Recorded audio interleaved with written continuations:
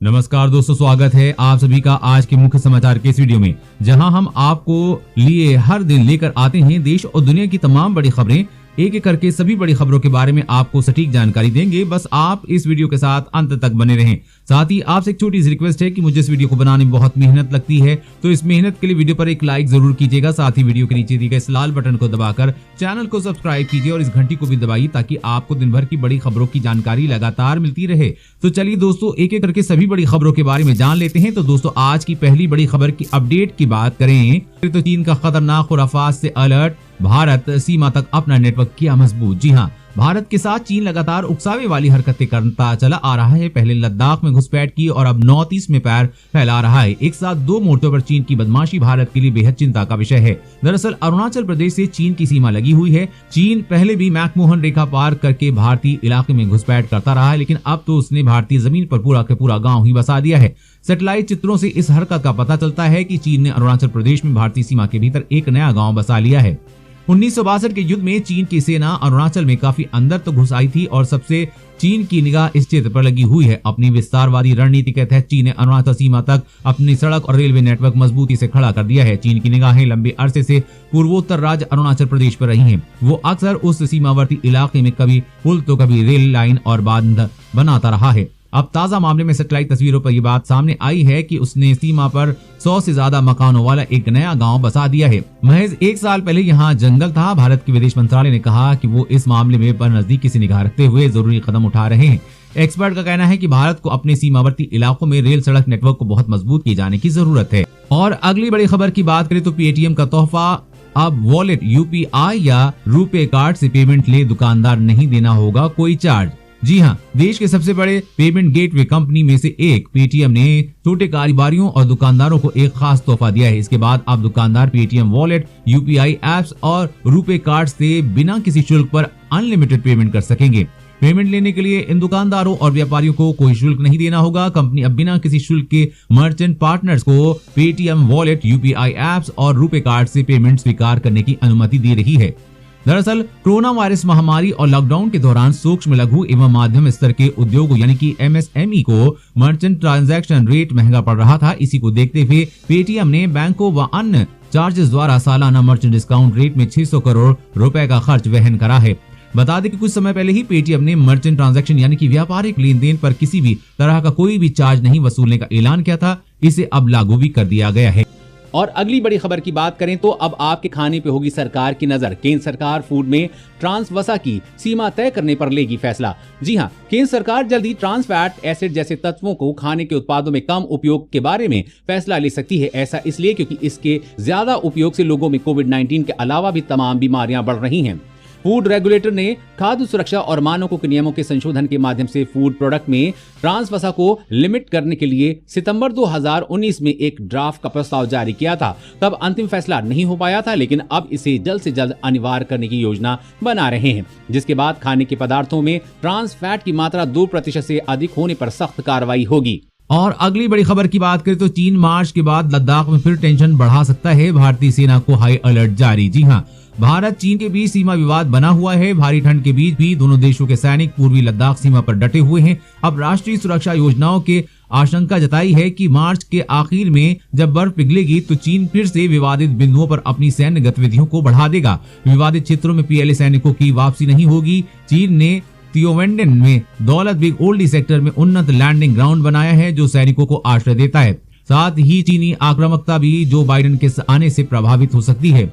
इन मामलों के कुछ एक्सपर्ट का मानना है कि आने वाले समय में अमेरिका चीन के साथ संतुलन बना सकता है और चीन को दूसरी सुपर पावर के रूप में मान्यता दे सकता है। लेकिन भारत ये मानता है कि नई दिल्ली चीन से अपनी सीमाओं की सुरक्षा करने के लिए अमेरिका के ऊपर निर्भर नहीं है।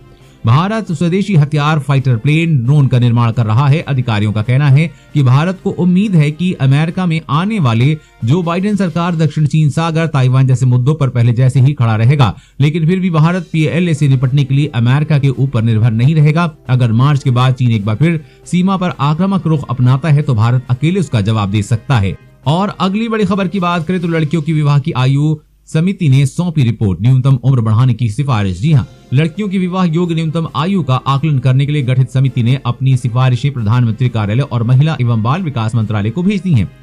सूत्रों ने कहा है कि समिति ने लड़कियों की विवाह की उम्र बढ़ाने की पुरजोर सिफारिश की है और एक अधिकारी ने कहा कि महिला एवं बाल विकास मंत्रालय समिति की सिफारिश पर विचार कर रहा है। प्रधानमंत्री नरेंद्र मोदी ने कुछ वक्त पहले कहा था कि सरकार इस बारे में विस्तार कर रही है और महिलाओं की शादी के लिए न्यूनतम आयु क्या होनी चाहिए। उन्होंने कहा था, हमने हमारी बेटियों के विवाह के लिए न्यूनतम आयु पर विचार करने के लिए समिति का गठन किया है।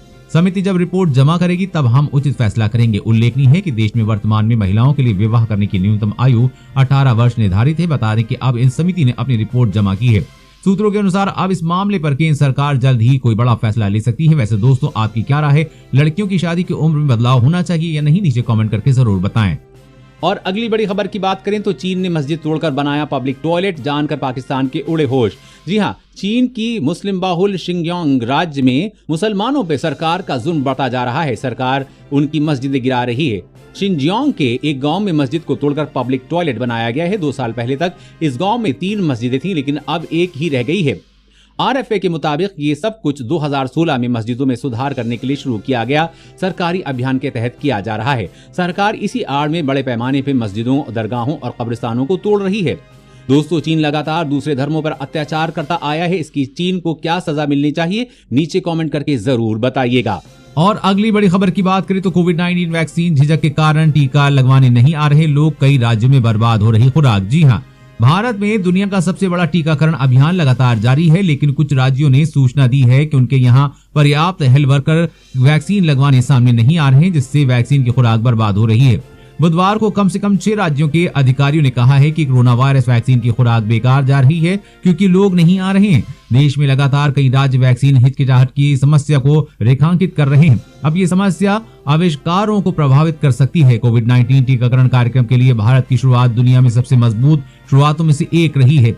किसी भी अन्य देश की तुलना में भारत में वैक्सीन पहले दिन अधिक लोगों तक पहुंची है। महाराष्ट्र, तमिलनाडु, हरियाणा, बिहार और आसाम के अधिकारियों ने कहा है कि खुराक बर्बाद हो रही है क्योंकि वैक्सीन की शीशियों को खोलने जाने के 4 घंटे के भीतर उन्हें उपयोग करने की आवश्यकता होती है और प्रत्येक शीशी में 10 से 20 खुराक होती है, लेकिन लोगों की अनुपस्थिति के कारण यह खुराक खराब हो रही है। और अगली बड़ी खबर की बात करें तो सरकार न्यूनतम मजदूरी की ऊपरी सीमा तय करने पर कर रही है विचार, जल्द बनेगा नया कानून। जी हां, केंद्र सरकार न्यूनतम मजदूरी की ऊपरी सीमा तय करने पर विचार करेगी। उद्योग जगत ने सरकार को इस बारे में अपने सुझाव दिए हैं। मजदूरी की न्यूनतम सीमा भले ही अलग अलग राज्यों में वहां के हिसाब से रखी जाए, लेकिन इसकी ऊपरी सीमा तय करने के लिए जरूर व्यवस्था बनाई जाए।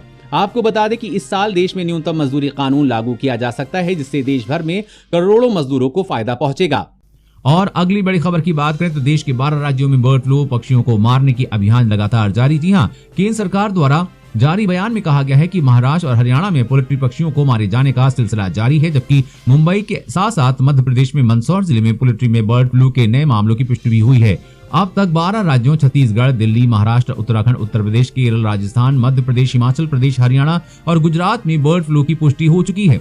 केंद्र ने हालांकि राज्यों से अनुरोध किया है कि वो पोल्ट्री पक्षियों और इनसे संबंधित उत्पादों की बिक्री पर बैन लगाने के अपने फैसलों पर पुनर्विचार करें और गैर संक्रमित क्षेत्रों व राज्यों से इन उत्पादों की बिक्री की अनुमति दें। वहीं हरियाणा, महाराष्ट्र, केरल, छत्तीसगढ़ और मध्य प्रदेश में पोल्ट्री पक्षियों में संक्रमण की पुष्टि हुई है। वहीं केरल और महाराष्ट्र में कुछ और जिलों में पोल्ट्री के पक्षियों में बर्ड फ्लू की पुष्टि हुई है, जिसके बाद पक्षियों को मारने का अभियान लगातार जारी है। और अगली बड़ी खबर की बात करें तो बाइक में आ रही है दिक्कत तो ना करें नजरअंदाज, लग सकती है हजारों की चपत। जी हां, अगर आप रेगुलर तौर पर अपनी मोटरसाइकिल चलाते हैं तो आपको पता ही होगा कि इसमें कौन सी दिक्कतें आती रहती हैं। हालांकि आम दिक्कतों के अलावा बाइक में कुछ ऐसी खराबियां होती हैं जिनके बारे में ज्यादातर लोग नहीं जान पाते हैं और फिर आगे चलकर कोई बड़ी खराबी आ जाती है, जिसके बाद आपको हजारों रुपए की चपत लग सकती है। ऐसे में आज हम आपको बाइक में आने वाली उन खराबियों के बारे में बताने जा रहे हैं जिन्होंने नजरअंदाज करना आपके लिए घाटे का सौदा साबित हो सकता है। इंजन से आवाज, अब बाइक स्टार्ट होती है तो इंजन से आवाज आती है जो कि बिल्कुल नॉर्मल है। हालांकि इस बार